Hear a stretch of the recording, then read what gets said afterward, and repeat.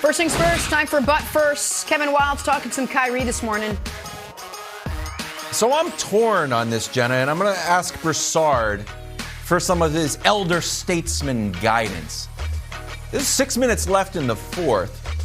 Portland's up 5 on the Nets. Loose ball. Kyrie goes after it, kind of. Little goes after it in a major way and dives, and Kyrie gets tangled up and hurts his ankle. Here's what Kyrie said after the game. I tried to get out of the way, but I just felt like that was just, it was unnecessary, you know, like for him to dive that far away from the ball. I was just trying to get out the way, but just unnecessary play. I asked the refs, you just got to protect our players out there. It's totally unnecessary. I get Nasir wants to go for the ball, but it's just like, bro, it's just a bad play. There's just no place in our game for it. But obviously, I get the intent from Nasir. You know, it's nothing against him. It's just it could have been avoided. You know, I'm trying to get out the way. He dives between my legs. I'm jumping out of the way at that point. I'm in the air, and then I just, twist my ankle. But it's all good. We move on. I mean, is that just not the most classic Kyrie quote you've ever heard, Broussard? Look, it's an unnecessary play. Also, I get the intent. Also, there's no place for it in our game. Also, I get it. No hard feelings. So there's a little bit of everything. We're all over the map. Portland has terrible defense, Broussard. And, one of the ideas is that Chauncey would go in there and sort of bring this sort of hard-nosed, old-school Detroit defense, and we haven't really seen it. So I want to applaud some real effort here in trying to take down the Nets. At the same time, seems like a dangerous play, so I'm torn. Where do you sit on this one? No, look, I'm fine with it. It's unfortunate. I'm glad Kyrie didn't get seriously injured, and obviously you never want to see a player get hurt. But that's how Nasir Little makes his money.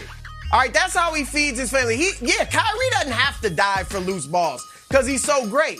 But a guy like Nasir Little, this is what's going to keep him in the league for 7 years maybe. All right, plays like this. And he didn't do it on purpose. He's just hustling. And unfortunately, it almost hurt Kyrie. And that's what Kyrie's talking about. He gets it, but he almost got hurt, so he had to say something about it. And people think I don't like Kyrie. I'll defend him there. I understand the point he's making. I also think you guys make a good point, which is that it's the fourth quarter of a close game, and Nasir Little's on the court to make plays like this. It's not like it's the second quarter against Atlanta and Solomon Hill. My reaction is I am happy for one specific person and one specific group of people. The person I'm happy for is Stetson Bennett.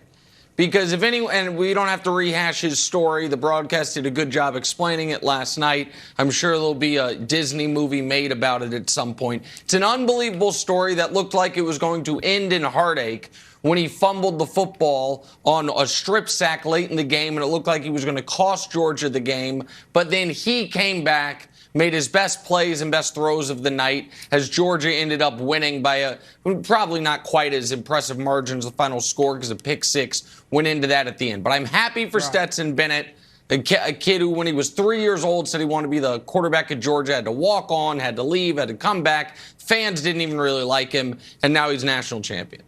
The group of people I'm happy for, Broussard, however, is slightly larger than Stetson Bennett and his family. I'm happy for America.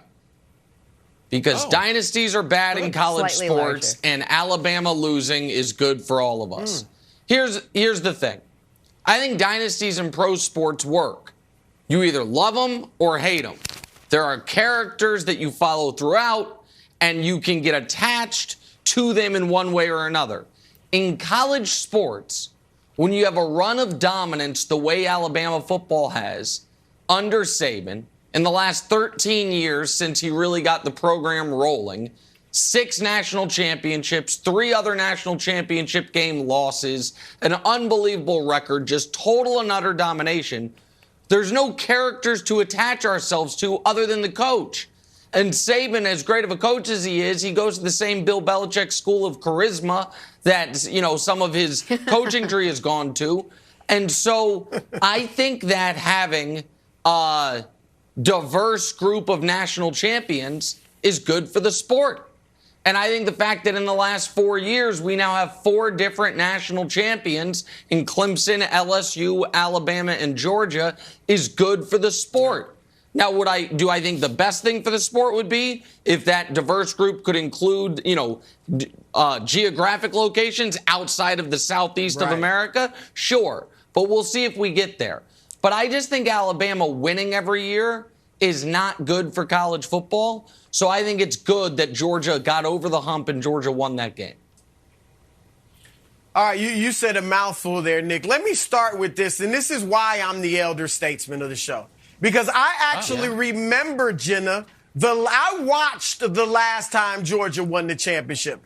I didn't just hear about it, read about it, while the rest of you either were in diapers or not even born, maybe. I emulated Herschel Walker on the football field. So I just to let y'all know, another feather in my cap is the elder statesman of the show. Yeah. But let me address the game quickly, Nick. You're right, Stetson Bennett, great story. And I actually liked seeing a walk-on outplay the Heisman Trophy winner. Now, I'm not saying Bennett was, throwing the ball all over the field, but he didn't make the mistakes at the end that Bryce Young did make. I also thought the best team won. And that's one of the great things we're getting now with the playoff versus these mythical championships that we've always had in college football. And Georgia, all year long, was the better team. I know they got crushed in the SEC championship by this Alabama team. But if you look at common opponents, things like that, Georgia was better. And their defense was being called one of the best of all time in college football, and I think they showed that last night. So I think that was something good that came out of last night. But I agree with you, Nick. Nick Saban's dominance of college football hasn't been great for the game, and I'm not blaming him at all. It's not a criticism. It's actually a credit to him and his greatness. But look, he's the issue. It's not even just college dynasties, as you pointed out, because we've had, the legendary head coach in college football has been great for the sport. It was great to have a Bear Bryant, a Woody Hayes, a Bo Schembechler, a Joe Paterno, even up to an Urban Meyer. These legendary coaches who become institutions to some degree are great for the game. The difference is, as great as they all were, none of them dominated like Nick Saban. Bear Bryant won 6 championships. Saban's got 7. But his 6 came in a 19-year span. All right, Tom Osborne, he won 3 at Nebraska in 4 years in the 90s. So it's either been long, drawn-out dynasties or real quick, where, to your point, a Tommy Frazier at Nebraska,